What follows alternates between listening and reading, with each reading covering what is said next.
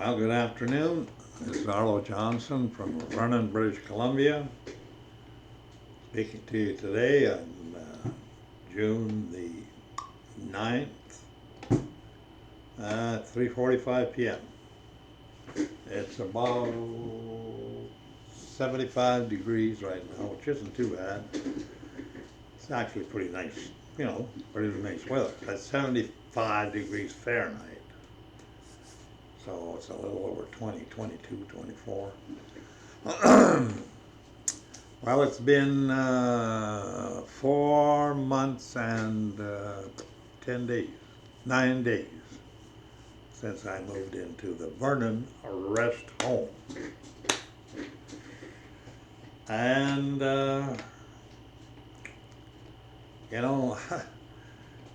wonder people that have lived here for years. And I just wonder how it's going to go for me. One thing I noticed, today's Friday, which is fish day. Yep. Monday is most likely pasta. And Tuesday is, all I got to do is keep track of it, and that's what it is every week. Every week. Mind you, they do try to vary it a fair bit. But it's,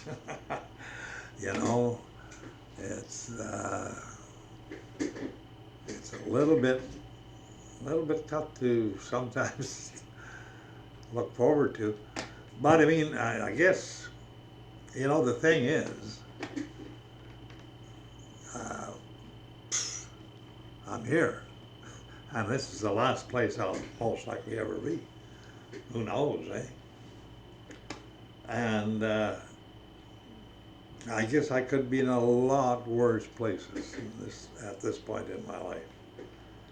A lot worse. I still go out to Desert Cove. We're finishing off the 451st house. Finished framing it. We're putting the roof on this afternoon.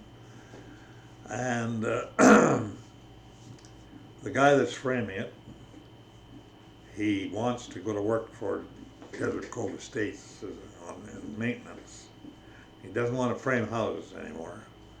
He said he's had enough. And he said, I'm going to hire somebody with a drone, he said, with a good drone, to fly over here and zero in on this house, and I'm going to stand there and wave goodbye to it. I'm going to say, that's it. And you know something? I bet he's most likely framed close to 100 homes there. Anyway, I don't blame him. But framing and building homes is hard work. And I mean hard work. You come to work at 7 in the morning, you work till 4 or 5 o'clock. Every day except Saturday, Sunday. And it's hard work. Cold weather, rain, whatever. And all you do is basically bulwark. You have to lift this up, carry that up there, go back and lift another one up, go back down and carry another one up. Over and over. People don't realize all the hard work that goes into building a house. They really don't. And there's a lot of hard work. The plumbers have to work in there, the electricians have to work in there, carpenters have to work in there, painters have to work in there. All kinds of different people. And not too many bouquets, plenty of beefs. But, they do the best they can, and they go back, and if there's some little thing wrong, they try to fix it.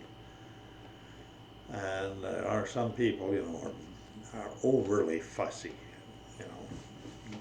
dream up things. Oh, I can feel it needs to be, I can feel this isn't smooth enough. No. But all in all, to tell the truth, after 34 years of basically, I didn't hit use a hammer or anything, but I was getting people to do it. And I was lucky that way. The thing is, I really realized that people do not appreciate really as much as they should of all the things that they ever have in their lifetime, you know. A house where that many people had to get together to build this house for you. And you live in there as long as you want. You know, main house is a big thing. Big investment. In a lot of cases, it's the biggest investment anyone ever makes in their life. And people who invest in real estate, to tell you the truth, never lose if they don't sell. If they hang on long enough, they will make money, for sure, and quite a lot of money. Double their money, triple, 5 times. There's people at Desert Cove that I sold houses to for $69,900, which was the first one, and a lot at 73 and 75 and 82 and 92 and 120. Now they're 600.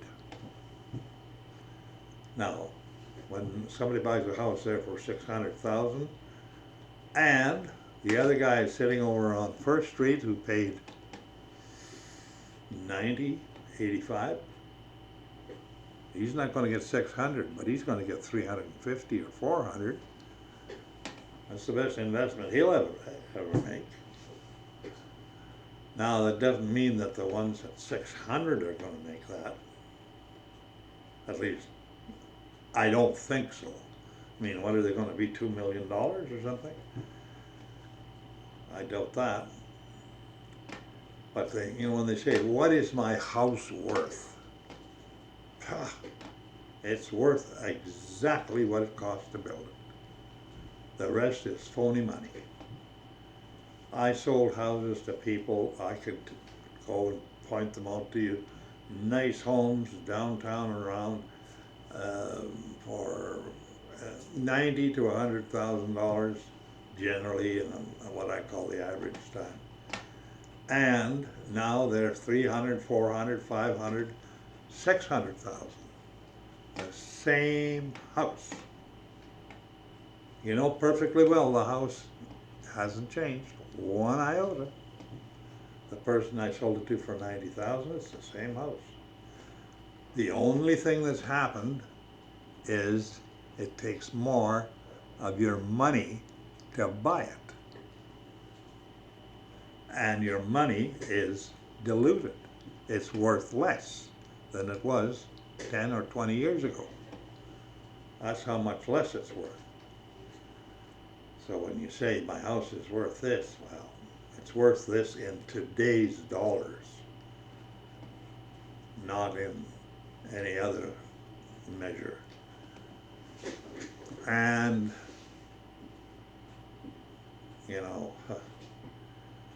it's ridiculous because there are things that are still basically priced at what they always were.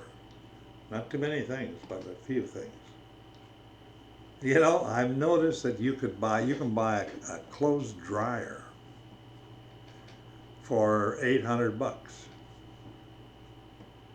And I remember winning $1,000 in 1968 or something like that. I won $1,000 on a draw that I think the Legion had in another town, and I bought these tickets. And it was a funny thing. I remember we were sitting in this office, pipeline office, and we had bought tickets, all about 3 of us. And I happened to say, they're going to draw a ticket tonight, and somebody's going to win this ticket tonight.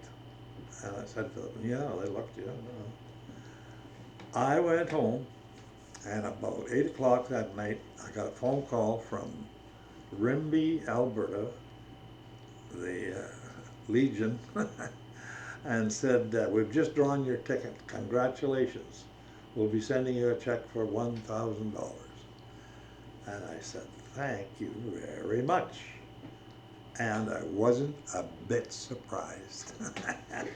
How do you like that? And I remember using that I used that to buy a dryer for my wife. She wanted a new dryer. And I remember the dryer was like about $380 or $400. Now that was way, way back.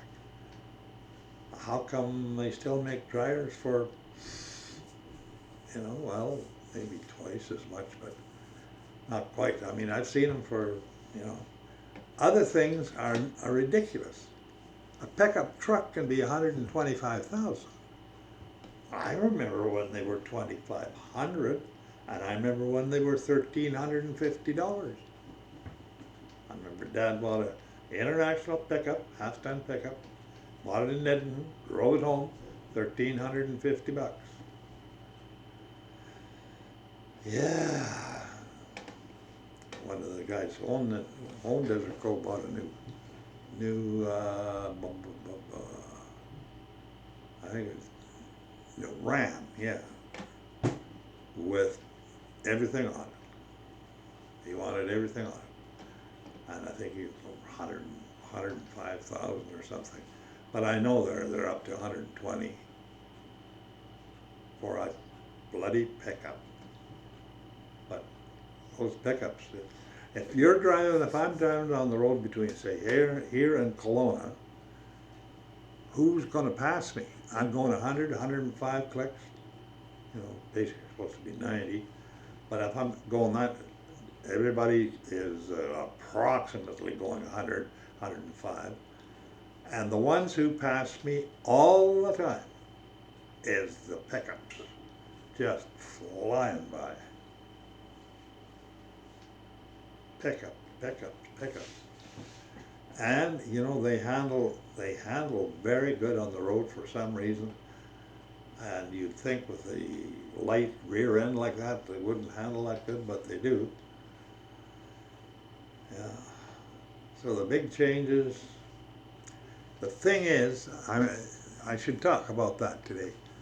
You know what? If you wake up tomorrow, you're going to be a different person than you are right now. God has built this into everything, that everything is new every day. There's not one day the same of anything. There's not two snowflakes the same. And there are a few snowflakes, right?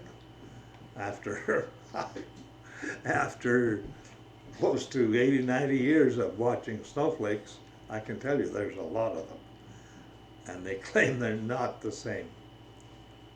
Now, that is really something. Now, there are animals that reproduce and are pretty identical.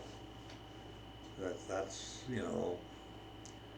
I don't think a bunch of garter snakes are too much different than their mother, or the one who lays the eggs. I don't think there's too much difference. But humans, different story. Seems to be an unending supply of human being types. Not just types, but individuals.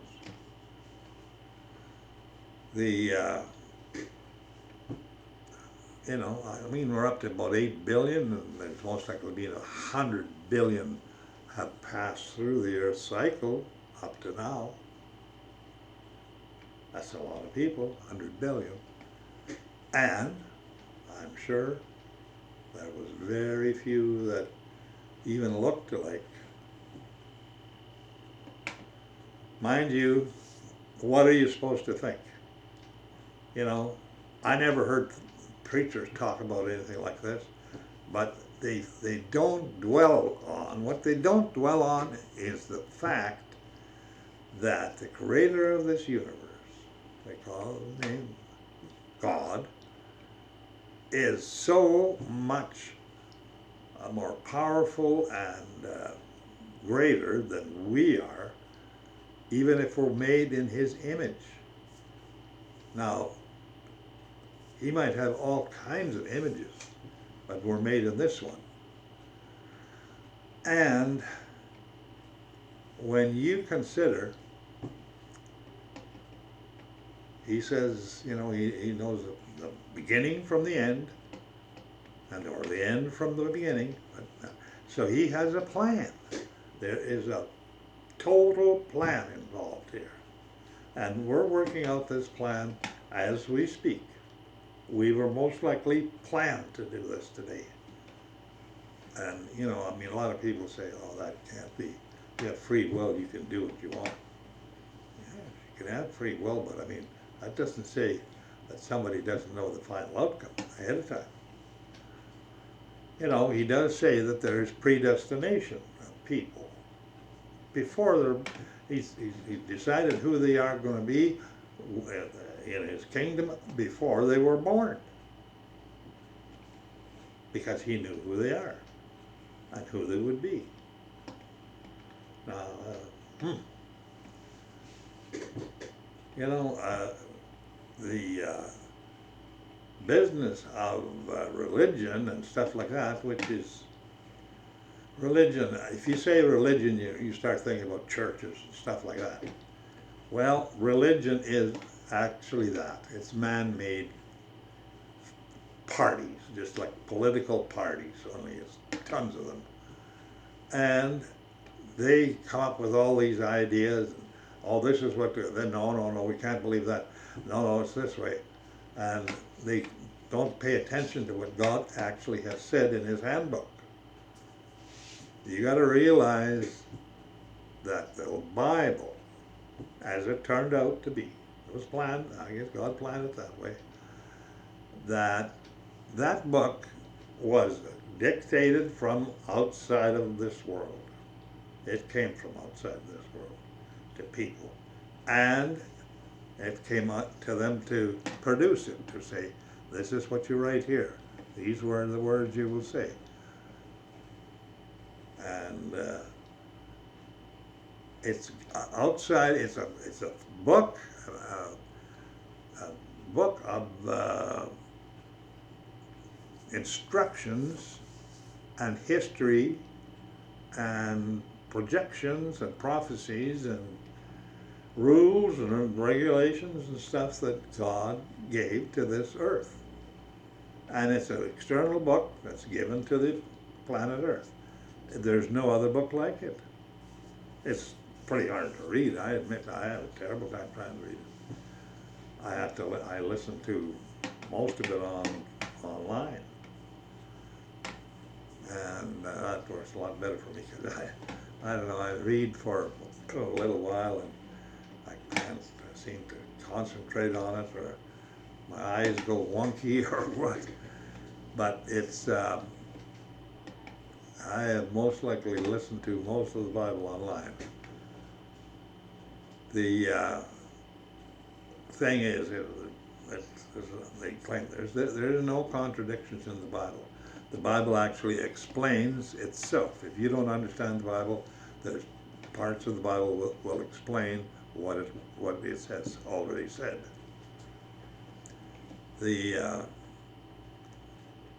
I think there's 31,000 some verses alone between the New Testament and the Old Testament. 31,000. Well, nobody can memorize something like that. But there are those who memorize a fair amount, and also I think once you read something like that, it gives you a train of thought that's a little different than it was before you read it. Now, you know, there's a guy, what's his name again? Hugh Ross. He's an astrophysicist and whatever. I don't say that he's, you know, all that great, but he is good.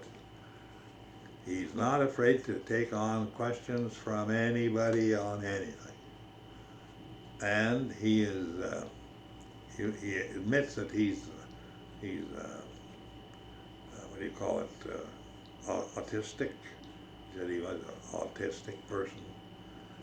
He said that when he was 8 years old, he was studying astrology and astronomy and stuff, and his parents, he asked them questions they couldn't answer, and they said, we'll have to get you a pass to go to the library. So he was going back to the library and getting all these fancy university type books when he was 7, 8, 9 years old. And he's a pastor in a church in Los Angeles. And he's a head guy of he's got a website on the internet called Reasons to Believe. And to tell the truth, he's worth listening to. He goes and he explains the universe and how the things that nobody ever thinks about. He explains why there has to be that many stars and that many kind of what you call it, heavenly bodies going around. And he said they are all needed for us to live on this planet. And it's hard to believe that they affect us, but he says they do. And he's gone on to explain many things, where the moon came from and how that affects things. And the other thing is he explains the majestic plan of creation. When you take all of creation and put that in some kind of a view of like who could have ever had the wisdom and able to create these things, like all the nature and all of the animal kingdom and the stars, the moon, blah blah blah, and the oceans. Every time I've been on quite a few cruises, and every time on a cruise, the same thing hits me. Where in the world did all this water come from? I mean, how did it get here? And it's in a closed system. We've never lost one drop of water on the history of this planet because it's enclosed. It can't leave this planet. It goes up into mists and clouds and comes down again. Mists and clouds and comes down again. Runs into mountains, into rivers, into oceans, and the ocean evaporates again. And the only thing is, it comes down where God wants it to come down. God can say, no rain here, no, none here. We'll have to, it stops over here. We're not going to give any rain here for a year or two. Yeah. It always amazes me, mankind and those who, don't believe in God anyway, and they believe that, they're very powerful. They have these big armies, submarines, battleships, airplanes and fighter planes, and armies with all kinds of powerful weapons, atomic bombs, all this. And God doesn't have one submarine. Doesn't have one. Doesn't have one airplane. Not one. Not one. But when it comes to defeating people who have all this stuff, he just uses what's available, what he has in store around. Just wind, rain, hail, winds, storms, earthquakes, He brings fire down from heaven, actual fire. In the story of Sodom and Gomorrah, he rained down brimstone, which is burning sulfur, chunks, big chunks of burning sulfur coming right down. From where? It's just, he says, sulfur, boom, there it is. And that would have been a terrible thing. Like, that would hit a side of a building, spread out like that, and instead of being a chunk a foot or two wide or a foot wide, it could be 6, 8 feet wide of just burning, splattered sulfur, burning. Yeah.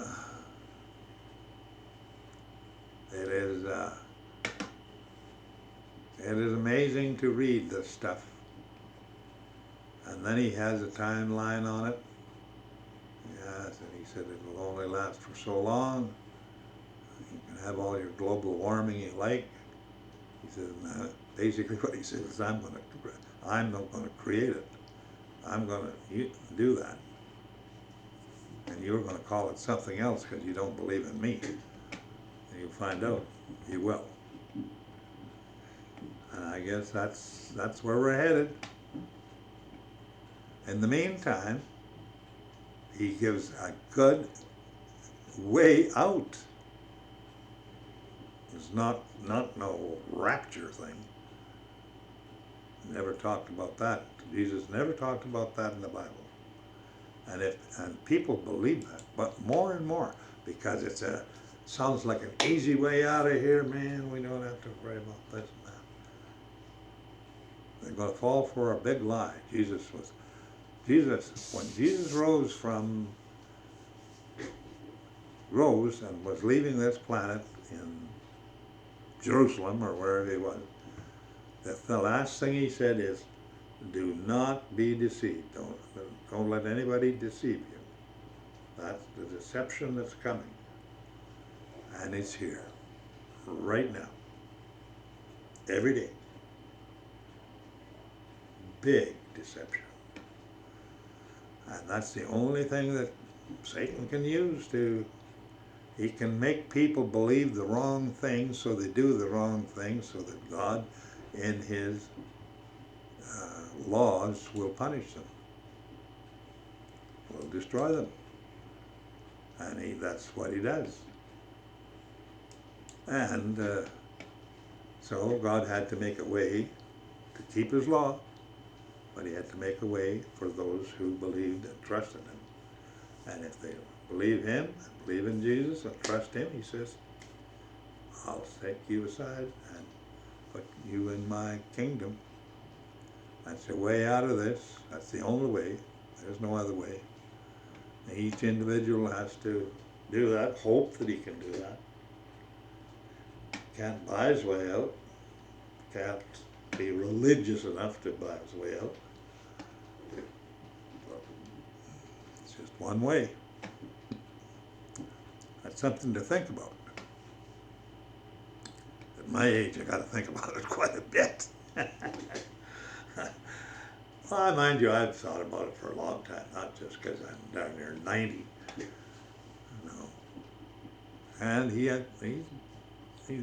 I've been blessed. That's no question about that. I mean, I'm still got a few of my marbles, maybe not all of them. No, there's some missing, I think. But I just thank him for things and ask for forgiveness for all the crap I seem to get into and do and think about sometimes. And he says, that's the beauty of it. You can ask any time, and he will forgive you and wipe your slate clean. But you have to ask. But if you get tough and ornery and whatever, not gonna do anything. So, my gosh, 29 minutes and 43 seconds. Do you think that's enough? I do. I'm going to leave now. But I'm not leaving until I wish you a good day and a blessing. I hope God will bless you, because He likes to bless people, and He'll bless you. So if you would like to subscribe to this, I'd appreciate it, but it's up to you. Thank you very much. Good night, and God bless.